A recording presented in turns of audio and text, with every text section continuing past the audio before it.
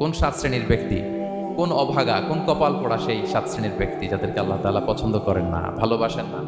এই মর্মে তিনি কালামুল্লাহ মাজিদে ঘোষণা দিয়েছেন এবং আমরা সতর্ক হওয়ার চেষ্টা করব এই বৈশিষ্ট্য যেন কশিনকালেও কভু আমাদের মধ্যে না আসে। তাহলে কালামুল্লাহ মাজিদ আল্লাহ তাআলা যে জানিয়েছেন যে তিনি 7 শ্রেণীর ব্যক্তিকে পছন্দ করেন না, তার মধ্যে প্রথম শ্রেণী হচ্ছে সীমা লঙ্ঘনকারী। আরবিতে বলে আল মুআতাদুন। সীমা লঙ্ঘনকারী ব্যক্তিকে আল্লাহ তাআলা পছন্দ করেন না। লিমিট ক্রস করলে আল্লাহ তাআলা পছন্দ করেন না। লিমিটকে কেউ যদি ওভারস্টেপ করে, ক্রস করে, আল্লাহ তাআলা পছন্দ করেন না। সীমা লঙ্ঘনকে তিনি মোটেও পছন্দ করেন না। এবং মজার ব্যাপার হচ্ছে আল্লাহ কেউ কোনো অন্যায় করলেই সাথে সাথে পাকড়াও করেন, কেউ ভুল করলেই আযাব দেন না, কেউ নাফরমানি করলেই আযাব পাঠান না। আল্লাহ অনেক সময় দেন, শুধরে যাবার অনেক টাইম সে পায়। তারপরও যখন সে লিমিট ক্রস করে তখন আল্লাহ ধরেন। আল্লাহ সব সময় ধরে না, ধরলে ছাড়ে না, ধরে না, ধরলে আল্লাহ ছাড়ে না। আল্লাহ সব সময় ধরবে না। এবং যে সমস্ত জাতিগোষ্ঠীকে এই পৃথিবীতে আল্লাহ তাআলা আযাব দিয়ে ধ্বংস করেছেন, তাদের স্টোরি যদি আমরা খেয়াল করি, আমরা দেখব যে তাদেরকে আল্লাহ অনেক সুযোগ দিয়েছেন ভালো হওয়ার, শুধরে যাওয়ার। কিন্তু তারা আল্লাহর আদেশ অমান্য করতে করতে করতে করতে যখন লিমিট ক্রস করে ফেলছে, একটা সবকিছুর একটা লিমিট থাকে, কি বলেন? We all should know all limits.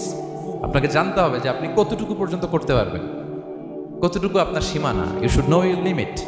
এই লিমিটটা আপনার জানতে হবে। তারা যখন লিমিট ক্রস করেছে আল্লাহ আযাব দিয়েছে। আপনারা সামুদ জাতির নাম শুনেছেন? তাদের কাছে আল্লাহ তাআলা একজন নবী পাঠিয়েছিলেন, নাম হচ্ছে সালেহ আলাইহিস সালাম। আল্লাহ নবী সালেহ আলাইহিস সালাম, তিনি তাদেরকে দাওয়াত দিলেন যে হে আমার জাতিগোষ্ঠীর লোকেরা, এক আল্লাহর ইবাদত করো। তারা অবাধ্য হলো। তিনি সত্যের পথে আহ্বান করলেন, তারা এই কথা শুনলো না। একটার পর একটা আল্লাহর পায়গাম আসে, তারা অবাধ্য হয়, তারা আল্লাহ তাআলার আদেশকে মানে না। সবশেষে সামুদ গোত্র, তারা আবার খুব শক্তিশালী ছিল। তারা পাহাড় কেটে আর্কিটেকচার করে ডিজাইন করে কিভাবে আবাসন তৈরি করতে হয়, পাহাড়ি এলাকায়, মাউন্টেইন এলাকায় কিভাবে আবাসন তৈরি করতে হয়, এটার ব্যাপারে এক্সপার্ট ছিল। তো তারা সালেহ আলাইহিস সালামকে বলল, সালেহ তুমি পাগল, তুমি জাদুকর, তুমি যে আল্লাহর কথা বলছো আমরা মানবো এক শর্তে। যদি এই পাহাড়ের ভেতর থেকে 10 মাস গর্ভধারিণী একটা উট যদি বের করে আনতে পারো, এমন একটা শি ক্যামেল উট যদি বের করে আনতে পারো, যেই উটের পেটের ভেতরে একটা বাচ্চা থাকবে এবং ওটটা পাহাড় থেকে বের হয়েই বাচ্চা ভূমিষ্ঠ করবে, এরপরে উটের দুধ যেন আমরা খেতে পারি, তুমি যদি এইটা দেখাইতে পারো তাহলে বুঝবো তুমি সত্য নবী। দোয়া করলেন, আল্লাহ আমার এই জাতি সামুদ, তারা তো চেয়েছে যে পাথর ভেতর থেকে যদি একটা উট বেরোয়, ওট যদি বাচ্চা দেয় আর দুধ দেয়, তাহলে তারা তোমাকে মেনে নেবে। আল্লাহ তুমি মেহেরবানি করে এই মিরাকেল, এই মুআজিজা তুমি তাদের দেখিয়ে দাও। আল্লাহ তাআলা দোয়া কবুল করলেন। হাজার হাজার মানুষের সামনে চাক্ষুষ দিবালোকের মুহূর্তে পাথর ভেঙে একটা উট বেরিয়ে এলো বিশাল আকৃতির, এবং 10 মাস গর্ভধারিণী উট। সাথে সাথে এই উট বেরিয়ে বাচ্চা প্রসব করলো এবং সাথে সাথে এই ওলান থেকে উটের দুধ বেরোতে লাগলো। হাজার হাজার লোক এটার ওলান থেকে দুধ নিয়ে তারা তৃপ্ত হলো। আচ্ছা, এই মুহূর্তে তাদের কি করা উচিত ছিল বলেন তো? আশহাদু আল্লাহ ইলাহা ইল্লাল্লাহ ওয়া আশহাদু আন্না মুহাম্মাদার রাসূলুল্লাহ ওয়া আশহাদু আন্না সালিহান নাবিয়্যুল্লাহ, এটা পড়া দরকার ছিল না? দরকার ছিল। কিন্তু তারা একের পর এক ওয়ার্ড তুমি করতে করতে করতে করতে চাক্ষুষ দিনের বেলা এত বড় একটা মুআজিজা দেখার পরেও তারা অস্বীকার করলো। সাল্লাল্লাহু আলাইহি ওয়াসাল্লাম বললেন, তোমরা তোমাদের ওয়াদা পূরণ করো। তারা বললো, তুমি বড্ড বড় জাদুকর, তুমি যেন তেন জাদুকর না, তুমি পাহাড়ের ভেতরে জাদু ঢুকাই ফেলছো। কি মনে হয় তারা লিমিট ক্রস করে ফেলছে না? এবার ক্রস করছে না? তারা সীমা লঙ্ঘন করে ফেলেছে। দে ক্রসড দেয়ার লিমিট। এবার তো আর ছাড় দেওয়া যায় না, কারণ আমি আপনাদের বলেছি শুরুতে যে আল্লাহ সব সময় ধরে না, কিন্তু যখন ধরে ছাড়ে না। আযাব চলে আসলো। কি আযাব? আর্থকোয়েক, রাজফা, পুরো ভূখণ্ড কেঁপে উঠলো। কেঁপে ওঠার সাথে সাথে সব মাটিতে পড়ে গেল। 2 নাম্বার আসলো সাউন্ড ওয়েভ, শব্দ নিনাদ, প্রচন্ড শব্দ তরঙ্গ। জিবরাইল আলাইহিস সালাম ওই এলাকার উপরে এসে এমন জোরে চিৎকার মারলেন, ওই চিৎকারে সামুদ গোত্রের প্রতিটি লোক কানের পর্দা ফেটে মুহূর্তের মধ্যে লাশ হয়ে জমিনে পড়ে রইল। Because they cross their limit. তারা তাদের লিমিট ক্রস করেছে। আর যারা লিমিট ক্রস করে, যারা সীমা লঙ্ঘন করে, তাদেরকে আল্লাহ তাআলা পছন্দ করেন না। আপনারা লূত আলাইহিস সালামের নাম শুনেছেন? উনি আল্লাহর একজন নবী ছিলেন। ওনাকে আল্লাহ তাআলা জর্ডান, বর্তমানে যে জর্ডান দেশ আছে সেখানে পাঠিয়েছিলেন। একটা কমিউনিটি ছিল সাদুম কমিউনিটি, ওই সাদুম কমিউনিটিতে তিনি এসেছিলেন। তিনিও দাওয়াত দিলেন, ইয়া কওমি আবুদুল্লাহ মা লাকুম মিন ইলাহিন গায়রুহু, হে আমার কওমের লোকেরা আল্লাহর ইবাদত করো, আল্লাহকে মেনে নাও। ওরা অস্বীকৃতি জানালো, সত্যের পথে আহ্বান করলেন, অস্বীকৃতি জানালো। ওরা ওদের পাশ দিয়ে ক্যারাভেন যেত, কাফেলার লোকেরা ডাকাতি করতো, ডাকাতির শাস্তির ব্যাপারে তিনি ভয় দেখালেন, তারা নিবৃত্ত হলো না।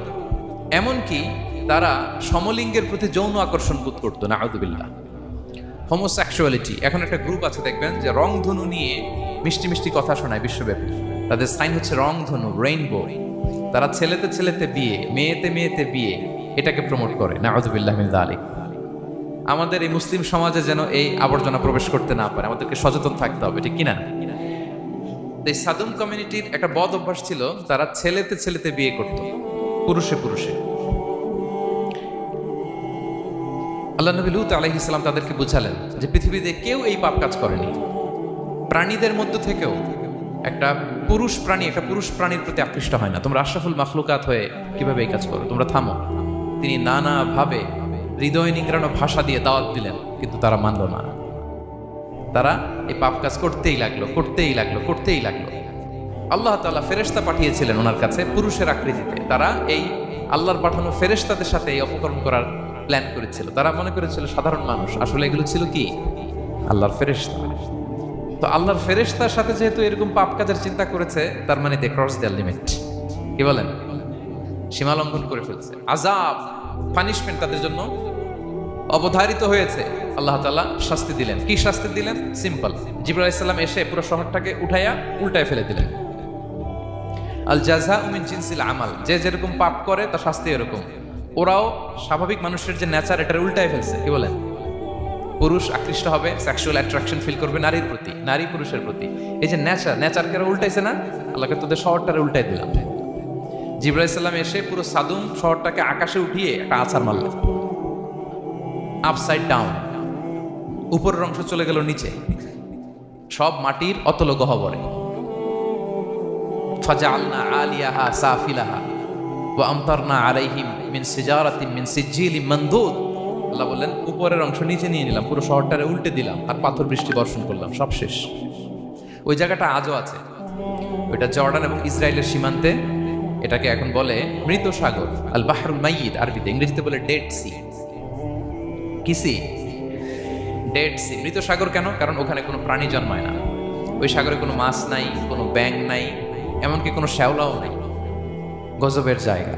লবণের density at least 10 times more than the natural sea. সাধারণ সাগরের পানিতেই তো কত লবণ, আমরা মুখে নিলে রাখতে পারি এত লবণ, ওইটার চেয়ে কমপক্ষে 10 গুণ বেশি লবণ রাখতো।